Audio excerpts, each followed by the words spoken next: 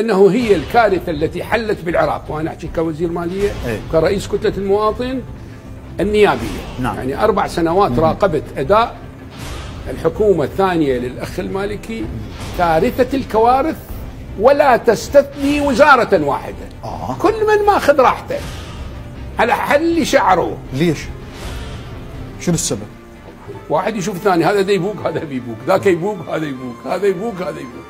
جلسات البرلمانيه هم يتم انتقائها، ما يطلعوها كلها بعض الاحيان. فاخابر يقولوا والله التوجيه يجي من الرئاسه، بيد الرئاسه. انه هذا الموضوع سبب كل هذه المشاكل كانت الولايه الثانيه؟